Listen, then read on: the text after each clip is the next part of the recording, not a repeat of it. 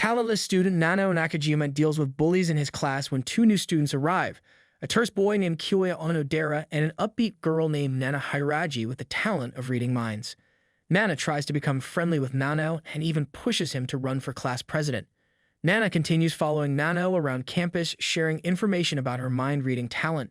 The next day, Mogo Ijuma and Sayakori spar over the class president position. Saya wins, but Mogo throws a giant fireball in anger. Nano leaps into action to save Nana from the fireball and reveals his talent, the power to cancel other talents. Afterwards, having won class president himself, Nana offers to let him test his power on her by holding her hand. As he does, Nana throws him off the cliff. While he hangs by a rope, Nana reveals to Nano that she is actually talentless and that she is killing him before he leaves the other talented to become the true enemies of humanity.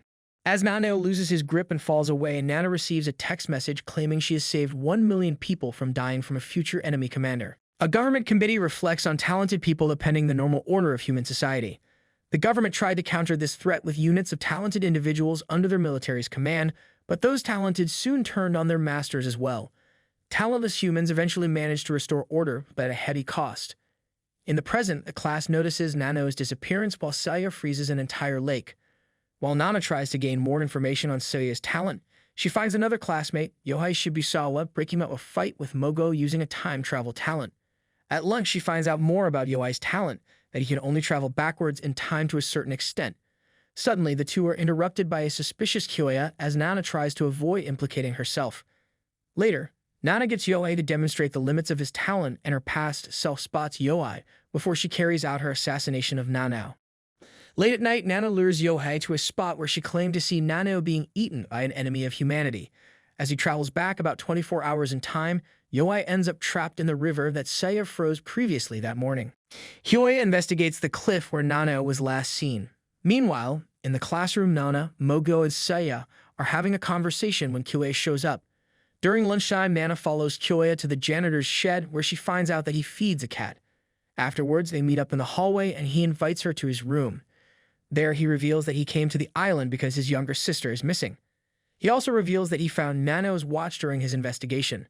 He then takes her to the cliff to warn her about what is going on.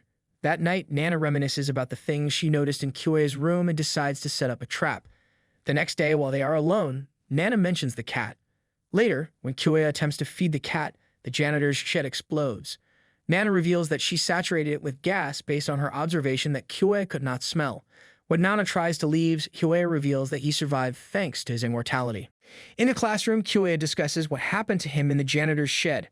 Meanwhile, Karara Habu and Kaori Takanashi announce to the class that Mikuru Inukai has received a love letter. Mikuru then notices a scrape on Nana's leg and she uses her talent to heal her. After school, Michiru is waiting outside for her secret admirer when Nana shows up, revealing that the love letter was a prank by Karara and Kaori. Later that night, Nana attempts to leave when she realizes that Kyoya is guarding her door. Sneaking out, she heads to Mikiru's room where she stabs herself in order to throw off Kyoya's suspicion. The next day, Nana successfully fabricates a story about being attacked. As such, she is appointed the leader of the class. Later, Nana asks Michiru to gather information about everyone's talents. When Nana heads to the dormitory, she is approached by Tsunikichi Hadadera, who reveals that he can see the future. He then shows Nana a photo of her attacking him. In the cafeteria, Nana discovers that Tsunikichi indeed has the ability to see in the future. Tsunikichi decides to blackmail Nana by using the photos he took. When he falls asleep, Nana learns that Tsunikichi gets his prophetic visions via a normal camera. The next morning, Tsunikichi confiscates one of his photos Nana has in her possession. While Tsunikichi is away, Nana tampers his watch. Later that night in the PE shed, Nana is thwarted when she attempts to kill Tsunikichi. Just as he is about to assault her, Nana reveals that she poisoned him and the photo he previously confiscated was actually taken by her. Once Tsunikichi succumbs to the poison, the real prophetic vision occurs when Kyoya and Mikiru arrive at the scene. Kyoya explains that they came to the shed after they checked Tsunikichi's room. When Kyoya shows her the fake photo, Nana takes advantage of this by claiming that Tsunikichi took nude photos of her. She then leaves to retrieve the rest of the photos while Mikiru stays behind with Tsunikichi's body. Following a confrontation with Kyoya, Nana realizes that one of the photos is missing. In the shed, Mikiru comes across the photo just as Nana shows back up. When Mikiru hands Nana the photo, Nana convinces Mikiru that Tsunikichi was not as clairvoyant as he claimed. Afterwards, Mikiru reveals that she tried to resurrect Tsunikichi. At Tsunikichi's funeral, Kyoya requests that an autopsy be performed. However, Nana takes him outside where they have a conversation. When they return to the funeral, Shinji Kazama uses his necromancy to control Tsunikichi. The next day, Nana approaches Yuka Sasaki about Shinji. Later, Yuka explains to Nana and Kyoya that she rescued Shinji 5 years prior using her super strength. In the infirmary, Nana pretends that she is tired so she can sneak out and kill Shinji. After she poisons him, Nana rushes back when she notices the cat is stuck in a drain. She then gets Kyoya, Mikuru, and Yuka to help her.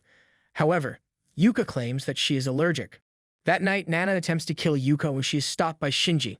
Nana then realizes that Yuka is actually the necromancer. After Yuka reveals how Shinji died, Nana admits that while she is a murderer, she lets the dead rest in peace. Nana taunts Yuka about her relationship with Shinji. She then offers a proposal.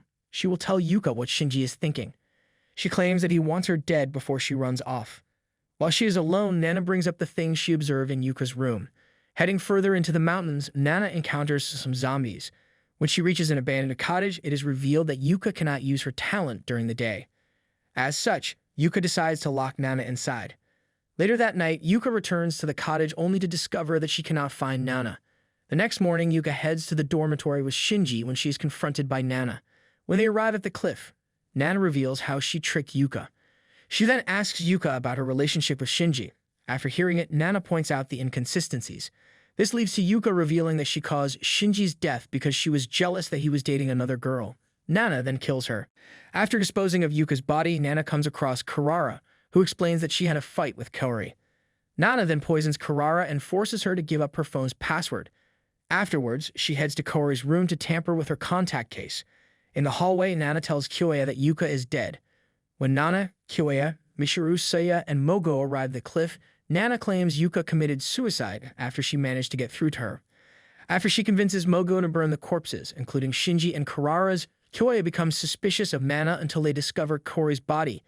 Kyoya then learns that Kaori had been poisoned via her contacts. Later that night, when Nana, Kyoya, and Mikuru head back to Kaori's room, Nana realizes that she made a mistake. When Mikuru checks Kaori's phone, Kyoya becomes convinced that Nana is the killer. He waits until some of their classmates arrive to explain how Nana killed Kaori. He then checks Nana to see if she still has Karara's phone. During his search, Kyoya discovers that Nana does not have Karara's phone, in which she reveals how she was able to dispose of it while giving herself an alibi at the same time. Nana then claims that she can hear Karara's spirit. Mikuru later catches Nana off guard, but Nana is able to subdue her. The next day, Mikuru pesters Nana until she accepts her present. While doing so, Nana successfully convinces the class that she read their minds when she correctly points out what a note taped to Mikuru's back says. At the cliff, a former student named Jin Takabana confronts Nana, admitting that he used his talent to transform into Mikuru. Taking her to a cave, he reveals they previously encountered each other when he was the cat Kyoya fed.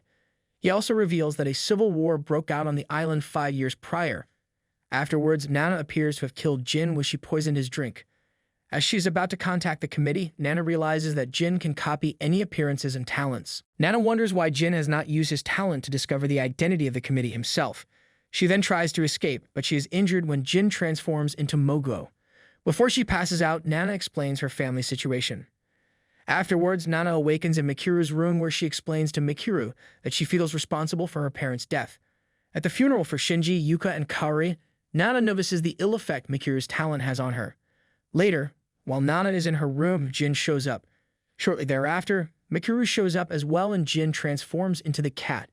When Mikuru inquires about Nana's childhood, Nana reveals that she was a typical girl who loved games and manga until the night her parents were killed by a burglar when she forgot to lock her window after she snuck out. This causes Mikuru to comfort her.